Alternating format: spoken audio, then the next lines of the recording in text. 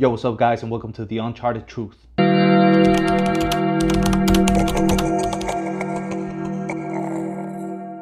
The Men in Black, who are they? Where did they come from? I don't know. Let's find out.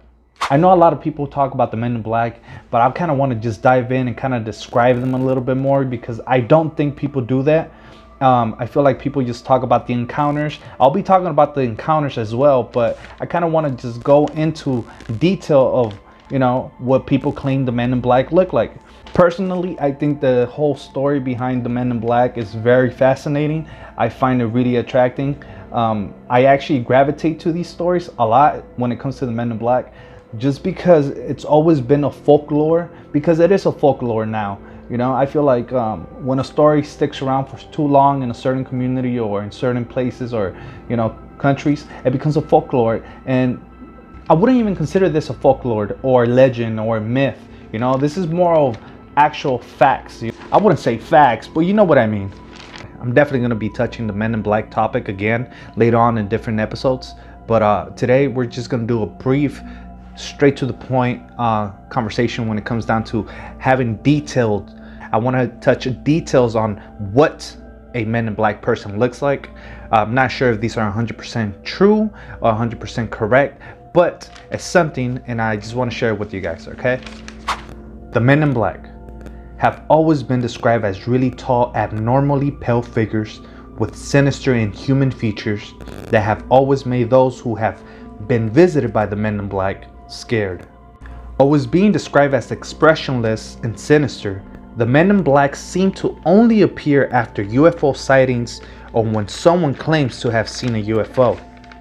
Some of the very first reported encounters with the Men in Black go as far back as the 1940s.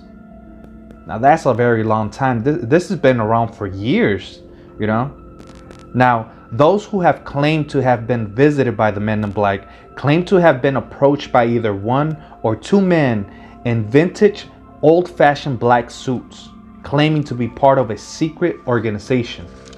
Now that's some crazy stuff right there, Like you see two tall men, two pale tall men approach you and they start claiming that they're part of a secret organization or a government organization. Now, me personally, I wouldn't know how to react to it because one, I don't even know why they're approaching me, Like it's just so spontaneous. When visited, they are threatened and scared into silence about anything they might know related to a sighting or an encounter, or any information they might know related to a UFO sighting. Now, you guys, this right here, this next part right here, this is the part I really wanted to share with you guys because it goes into detail. So on September 11, 1976, a man named Dr. Herbert Hopkins was paid a visit by the Men in Black after diving into a research related to a UFO accident. While at home, Dr. Hopkins received a phone call from a man claiming to be part of a UFO organization.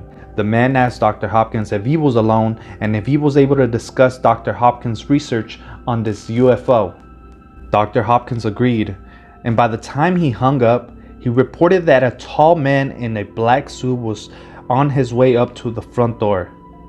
Now that is crazy, guys. Like, how fast are these people, He was literally speaking to this man that claimed to be from a UFO organization on the phone.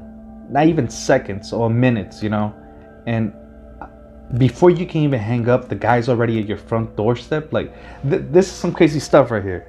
Now, this next part right here, guys, is the part that really captivated me because it really details these entities or these beings, whatever they are, Dr. Hopkins describes the man as being bald with no eyelashes or eyebrows and having an abnormal pale plastic-like skin. He then said, the Men in Black spoke with no expression, super monotone, as if you were listening to a machine speak. The Men in Black told Dr. Hopkins to take out a penny and place it in his hand and to watch it. Dr. Hopkins did so, and then he said this, and I quote, "It started to develop a silver color instead of copper, and the silver became bluish, and the penny was getting quite fuzzy, out of focus, blurred, and then it simply was gone. It slowly dematerialized." After the whole accident, the men in black ordered Dr. Hopkins to destroy his UFO research that he was doing. How do you react to that, you know? Now, this is some crazy stuff, guys. I'm not sure how to go into this, but when I read these type of stuff, it makes you wonder, what other things are out there that we can't figure out? What other things can we explore? And what other things can we investigate?